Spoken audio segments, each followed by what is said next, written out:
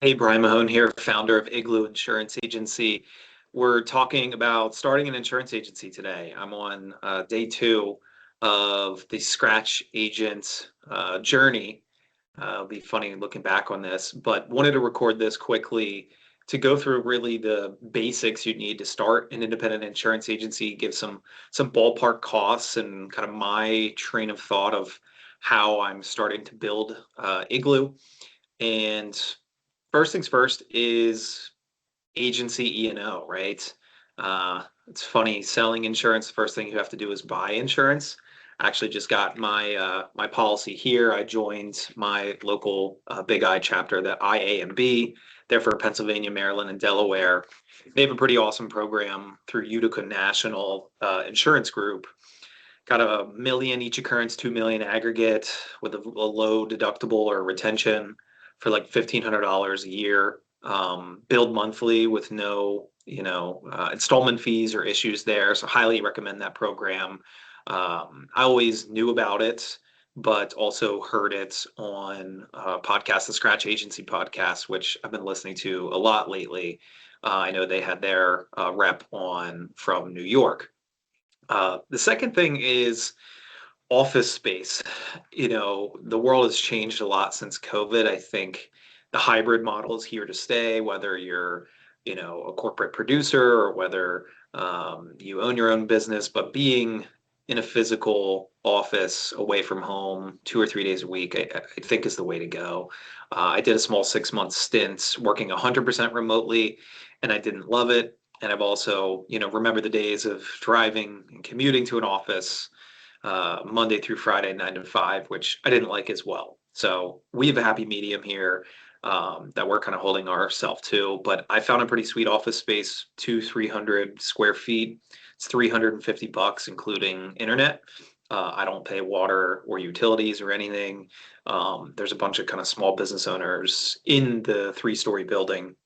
There's psychiatrists and photographers. So highly recommend you find something like that. I actually got some physical signage outside of the building as well, which is nice. Maybe I'll put a little picture of that in this video in post editing. Another thing I've always wanted to do, you have to deal with your own licensing. Of course, there's Agency Edge or Producer Edge, kind of the CRCON software, and I use that for renewals. But for new entity licensing, I found a firm in Indiana called Supportive Insurance Services, which really just outsources it. It kind of doubles the cost of the licensing, but I think it's reasonable to not want to pull your hair out. The first agency I started working at in the industry had LegalZoom. So we kind of did it ourselves and had dealt with the registered agent offices or addresses through LegalZoom, and it was a huge pain. So I'd rather just, focus on running the agency and not being a licensing compliance specialist. So we're working with them. Another thing you have to worry about is carrier appointments, right? We were lucky enough to kind of put a bug in Erie Insurance Company's ear for a number of years, and they had an opening in my area for their scratch agent program, which is really competitive, or not competitive, but what word am I looking for?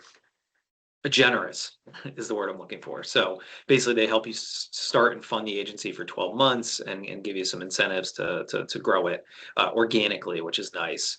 I did try to go kind of the purchasing and insurance agency route, and although that's probably much easier and you can get financing for it fairly easily, uh, there's just a lot of boomers that I think are selling to private equity for top dollar or just kind of for lack of a better words, dying with the business and using it to kind of fund their retirement lifestyle, which they work their whole life to move to Florida and do whatever. So good for them. That's what I would do anyway. Um, but as we go through kind of this scratch agent journey, um, we're going to try to get more direct appointments like Goodville Mutual, Progressive, a standalone kind of work comp carrier like a PI or employers. So be prepared for that if you're starting an agency, right? You want to have, a business plan, relationships with underwriters to try to get those appointments. My understanding is it's much more difficult to get those post-COVID for whatever reason, especially on the personal line side. On the commercial side, it's a little bit easier. But of course, all of those kind of aggregators and cluster groups, you take a haircut, for lack of a better word. They might say, oh, we have all these tools and resources and higher commissions. At the end of the day, they have control over your business and are certainly cutting your commissions. The last two items I'll talk about is kind of our technology stack, or what types of vendors and technology we're working with as a scratch agent, and some of the gurus, advisors, influencers in the space we've kind of gleaned ideas or best practices from. I highly recommend, even if you already have your own insurance agency or you're starting one, there's a company called Catalyt, Catalyt, that the Big I started. So it's in partnership with all these, independent agent associations, and they've built a technology guide for insurance agency owners. They have one on VoIP phone systems. They have one on agency management systems. They have one on CRMs. We've used it, and it kind of narrows down what you're looking for and your options and choices from, say, 10 or 20 providers to 2 or 3 very, very quickly. And then you can kind of book, a handful of demos from there and make a choice. As we get started here, we on an agency management system, we decided to go with now Certs, which is now Momentum. Reason being is, there's no big onboarding or startup fee. They're fairly nimble and robust and innovative. They have a lot of AI already built into it and are building more. They have an automation kind of workflow section, and really their core offering is, hey, get certificates of insurance out the door as quickly and easily as possible with some self-service options for your clients, which is great for small business contractors or kind of commercial work. We were very close to going with Hawksoft. Met those guys, great guys with Purple Cow. They really take care of their clients. Just was a little bit, I think, too robust for us just starting out. The second thing we looked at was phone systems, and narrowed it down very quickly to RingCentral and Lightspeed, and went with Lightspeed because of specializing in independent insurance agencies and having a bit better customer support. I got 3 extensions: phone, fax, and text message for $125 a month. And when folks call the agency, they will pop up in our agency management system. And I thought that was worthwhile and pretty straightforward. The last thing we're considering adding here pretty soon is a CRM. There's a lot of them out there. Looked at Better Agency, Agency Zoom, kind of narrowed it down to those 2 fairly quickly based off Catalyt's guide. And Agency Zoom kind of seems like the go-to. They can automate Google reviews, which is important for us. We're kind of a modern digital marketing focused niche agency approach. And with that, we also heavily invested in a digital marketing agency that, again, specializes in independent insurance agencies. Convertu is the name of the firm. They work out of Denver, Colorado, and kind of go beyond what the advisors involved and the Bright Fires of the world do, where the sites are a little less expensive and a little bit more cookie cutter. This is like a full-blown custom workup, and they integrate some SEO and blogging and videos and things of that nature. So I didn't want to become the digital marketing specialist. I can, of course, record videos. We're still working on getting our lighting right, but felt very strongly in kind of the first big investment into digital marketing, starting an agency in 2025. There's also a ton of kind of influencers in the space, right? I mentioned the Scratch Agency podcast is great. David Carruthers and Killing Commercial and the Power Producers podcast is another great one. I even have a call with Ryan Hanley, who a lot of folks know started a company called Rogue Risk, and I really liked that alliteration. Kind of Sally sold seashells by the seashore, so we have the Igloo Insurance. Very easy, simple, 2 words, memorable. So that's something I kind of stole from Rogue Risk with the double R's. But these folks are great. I mean, they can give you great ideas, ways to feel like you're not alone, because here I am talking to a computer in a room by myself where I spend many, many hours now. And as you kind of think through your business plan for your agency startup, because a lot of times either bankers or carrier partners want to see those and be involved with those, right? So Erie was very involved in kind of tweaking mine, which was great because right, they're invested in my success, I'm invested in their success.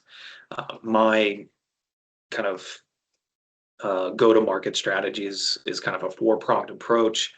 One is I definitely believe the riches are in the niches, right? I've got nicknamed by my RT specialty broker, Cyber Guy Bry.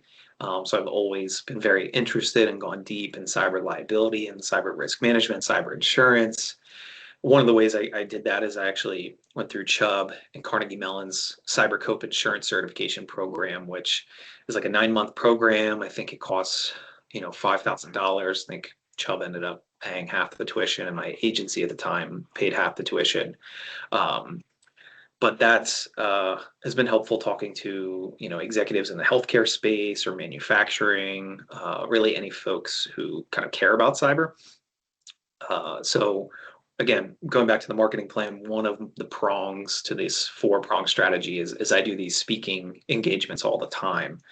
They can kind of be tweaked based off the audience. I've done them for, Rotary clubs. I've done them for CEO roundtables. I've done them for trade associations. I've done podcasts. I've done them for cybersecurity folks who do continuing education, want to learn about the cyber insurance industry. So that's been helpful. Can I tie a specific dollar amount of revenue to it? No. But do folks know me because of it? Yes. Another one is just cold calling. I know Micah Salas of the Max Revenue podcast. I've listened to that a lot, mainly when I was a commercial producer. And it's quantifiable, right? It's hard and it's boring. You can kind of gamify it and make it a little bit fun, but if you do however many calls a day plus a week plus a month, and your average account size, you can your close rate, you can basically figure out what you're going to write in a year, which is great. So we strive for, I believe our KPI is going to be, I think, 400 a month. It's roughly 40 a week, a couple hours a day. So that's for cold calling.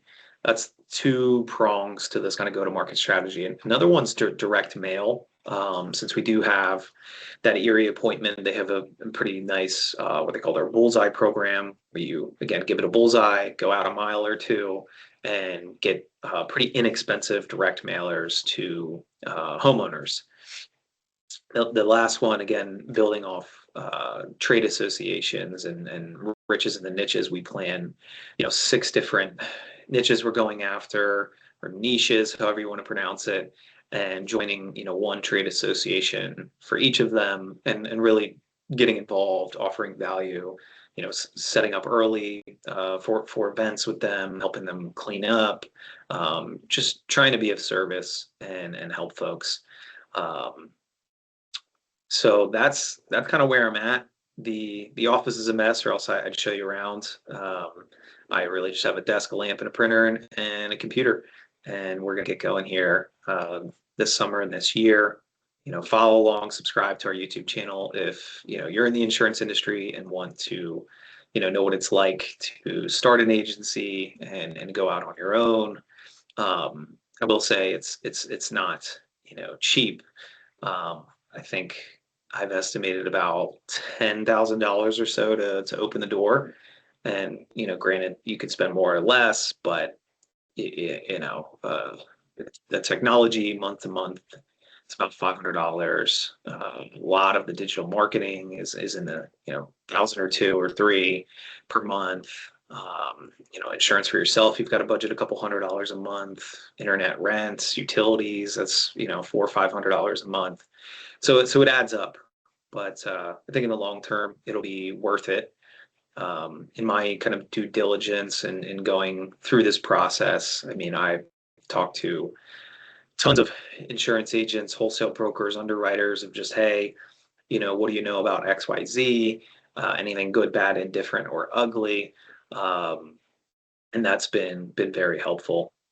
But Igloo's been fun to kind of put my own spin and branding on it. It's everybody knows what an igloo is, right? It's a house made out of snow. The Inuit tribes in North America relied on them for shelter and warmth, and it was always readily available to them. And I thought that had a lot of parallels to the insurance business, where these policies are temporary. Insurance is kind of the second responders to an emergency or a crisis, and they give you shelter and warmth financially after a disaster. Plus, I think it's just a fun Arctic theme. Maybe in the future there's a polar bear, kind of like a cross between like Winnie the Pooh and like the Coca-Cola bear with the sunglasses at like a community event, like taking pictures with kids and giving stuff away. Or maybe there's a billboard that says like "Chill out, you're covered, Igloo."